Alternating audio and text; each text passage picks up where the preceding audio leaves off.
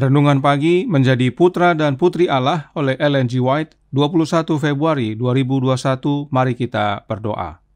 Bapa kami yang di sorga, Allah pencipta langit dan bumi, laut dan segala isinya, Allah yang maha besar, maha kuasa, sumber segalanya, yang kami sembah selalu melalui anak-Mu yang tunggal, Yesus Kristus. Terpujilah Yesus, anak Allah yang maha tinggi, anak domba yang menghapus dosa dunia ini.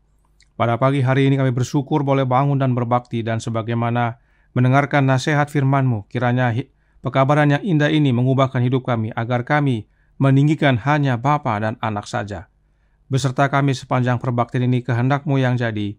Ampun kami akan dosa dan salah, karena kami berdoa hanya dalam nama Anak Allah yang tunggal, Yesus Kristus, yang adalah Tuhan dan Juru Selamat kami. Amin. Renungan hari ini berjudul, kita tidak akan menyebut nama Tuhan dengan sembarangan.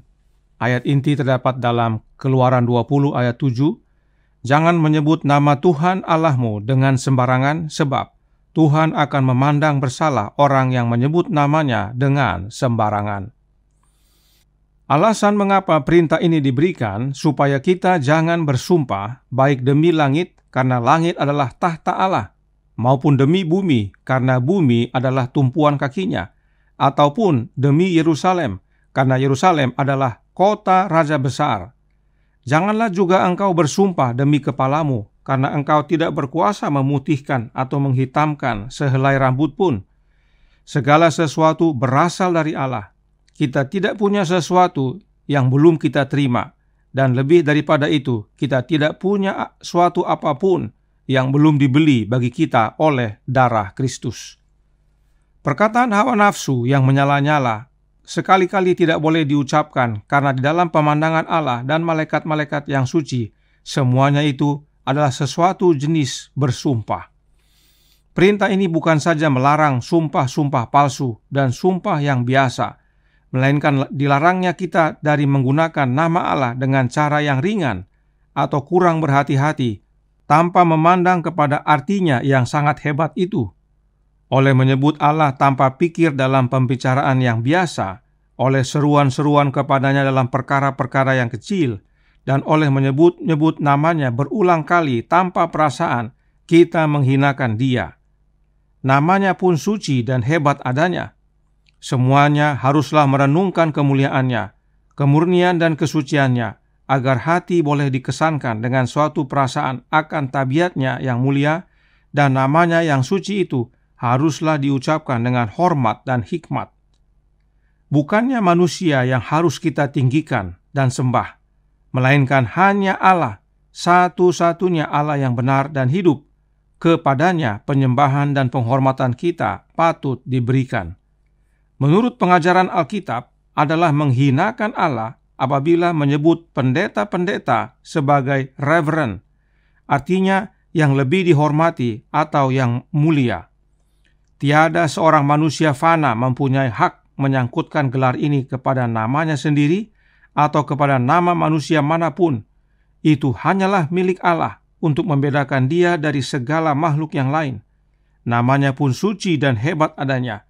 Kita menghinakan Allah kalau kita menggunakan kata ini pada yang bukan tempatnya. Bapa dan Anak sajalah yang harus ditinggikan. Selamat pagi saudaraku dalam Tuhan. Renungan hari ini menolong kita untuk mengerti makna dari hukum yang ketiga, bahwa hal itu tidak hanya melarang menyebut nama Tuhan dengan sembarangan, tidak hanya tentang bersumpah palsu, tidak hanya seruan dalam perkara kecil atau mengulang-ulang, tetapi itu juga termasuk untuk tidak menggunakan sebutan kehormatan yang hanya milik Allah kepada manusia. Renungan hari ini berkata dalam Menjadi Putra dan Putri Allah, halaman 61, paragraf 4. Bukannya manusia yang harus kita tinggikan dan sembah, melainkan hanya Allah, satu-satunya Allah yang benar dan hidup. Kepadanya penyembahan dan penghormatan kita patut diberikan. Penyembahan dan penghormatan kita hanya kepada satu-satunya Allah yang benar dan hidup. Nah, siapakah Dia?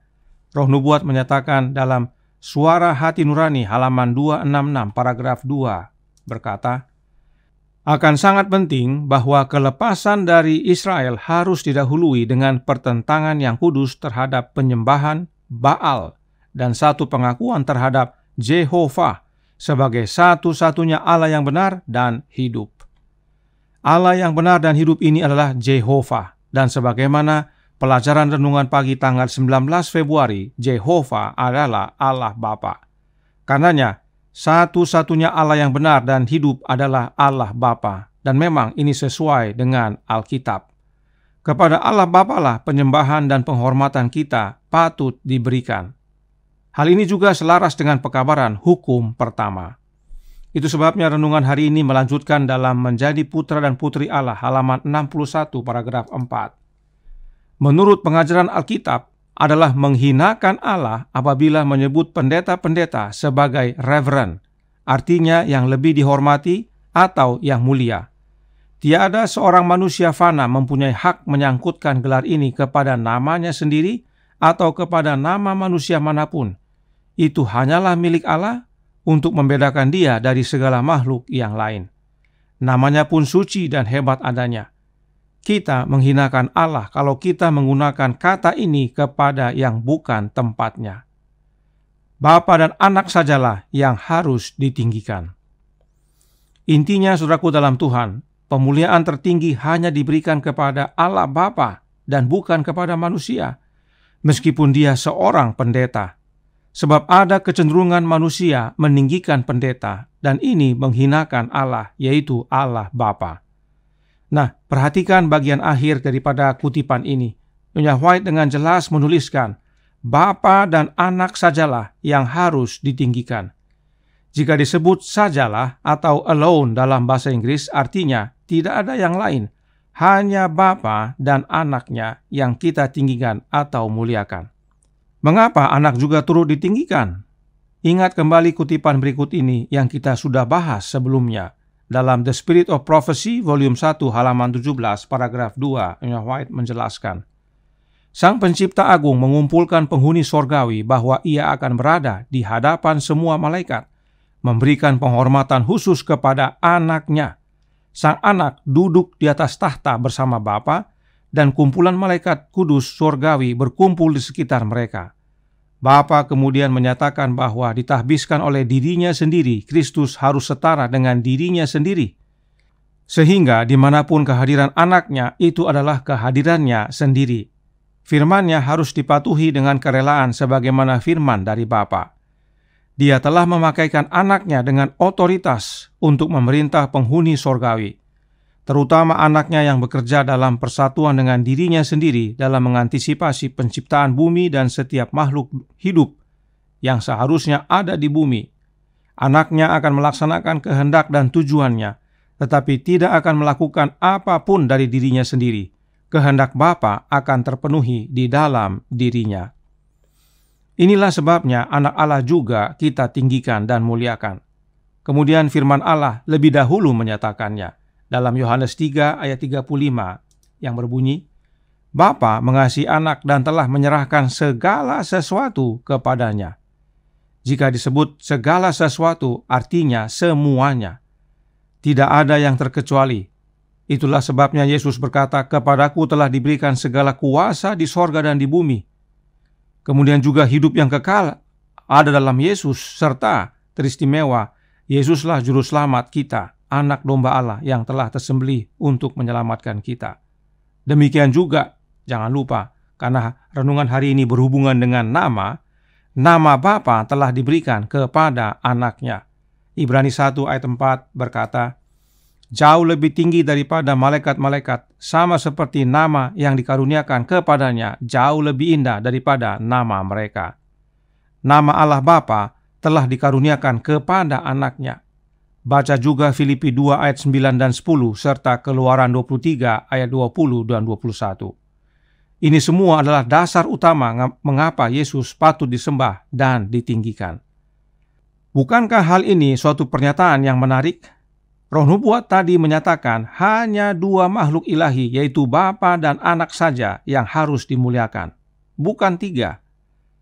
Nah, kutipan tadi yang menyatakan bahwa hanya Bapa dan Anak ditinggikan diambil dari artikel The Youth Instructor tanggal 7 Juli tahun 1898. Tahun 1898 adalah tahun di mana buku Kerinduan Segala Zaman terbit, yang menurut para sejarawan gereja Advent yang menyebabkan Nyonya White berubah dari non-trinitas menjadi trinitas.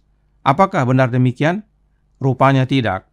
Sebab pada tahun yang sama Nyonya White berkata, Bapa dan Anak sajalah yang harus ditinggikan. Nah, kembali kepada kata Reverend.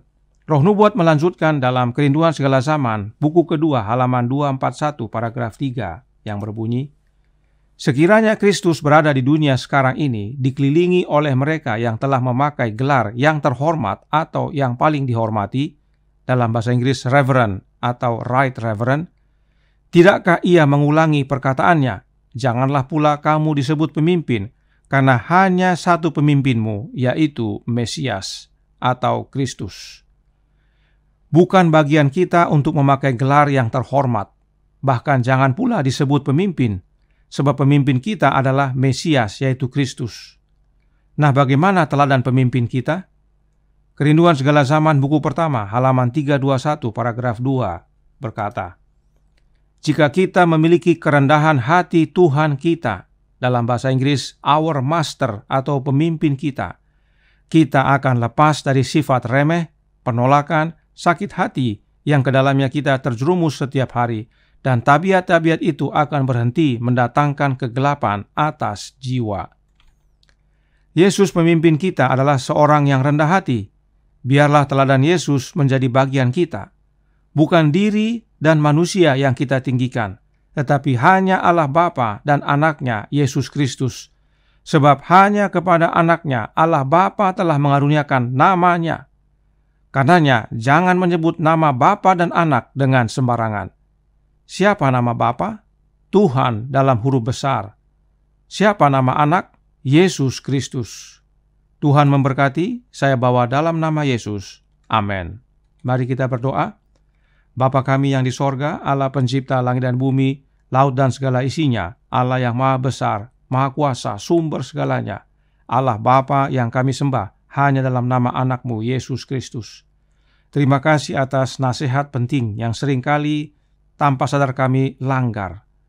Hukum ketiga, bukan hanya tentang menyebut nama Allah dengan sembarangan atau mengulang atau menyebut dalam perkara kecil, tetapi juga agar kami jangan meninggikan diri, menggunakan gelar-gelar yang bukan milik kami.